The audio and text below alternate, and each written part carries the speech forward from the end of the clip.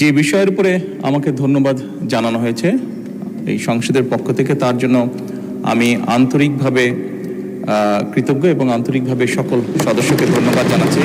আমি আমার দেশের মানুষের স্বার্থ নিয়ে কথা বলার এবং সেই স্বার্থ রক্ষা করার চেষ্টা করেছি। মাননীয় স্পিকার, এখানে মাননীয় সংসদ নেতা, আপনি সংসদ কক্ষে প্রবেশ করার কিছুক্ষণ আগে এই সংসদের সকল সদস্য, সরকারি দল এবং বিরোধী দল থেকে বক্তব্যের মাধ্যমে একটি প্রস্তাব পাশ করেছে। আপনাকে ধন্যবাদ জানিয়ে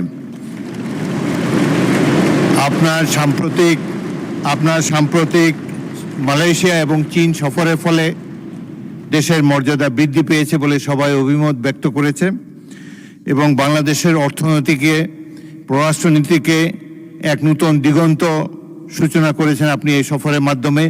সেজন্য আপনাকে ধন্যবাদ জানাচ্ছি এই সংসদের পক্ষ থেকে। Welcome back to this parliament. আপনি কিছু বলতে চাচ্ছেন? জি মাননীয় স্পিকার, আমি কিছু কথা বলতে চাচ্ছি। বিসমিল্লাহির রহমানির রহিম। মাননীয় স্পিকার, যে বিষয়ের উপরে আমাকে ধন্যবাদ জানানো হয়েছে এই সংসদের পক্ষ থেকে, তার জন্য আমি আন্তরিকভাবে কৃতজ্ঞ এবং আন্তরিকভাবে সকল সদস্যকে ধন্যবাদ জানাচ্ছি।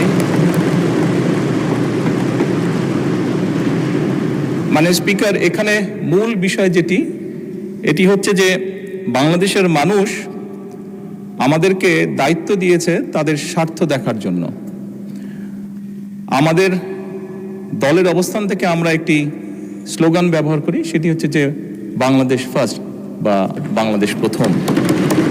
আমি যে কাজটি করার চেষ্টা করেছি মাননীয় স্পিকার, আমি আমার অবস্থান থেকে আমি আমার দেশের মানুষের স্বার্থ নিয়ে কথা বলার এবং সেই স্বার্থ রক্ষা করার চেষ্টা করেছি। মাননীয়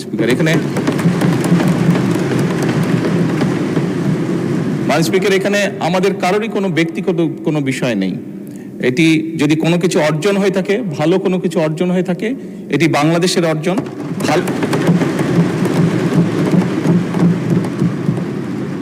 এই সফরের মাধ্যমে যদি দেশের মানুষের কোনো অর্জন হয়ে থাকে, সেটি এই দেশের মানুষের অর্জন। মাননীয় স্পিকার,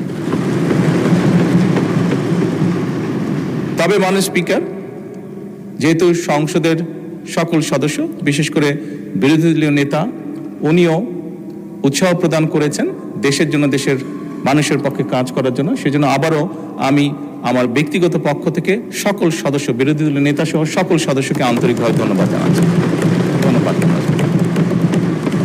ধন্যবাদ মাননীয় সংসদ নেতা।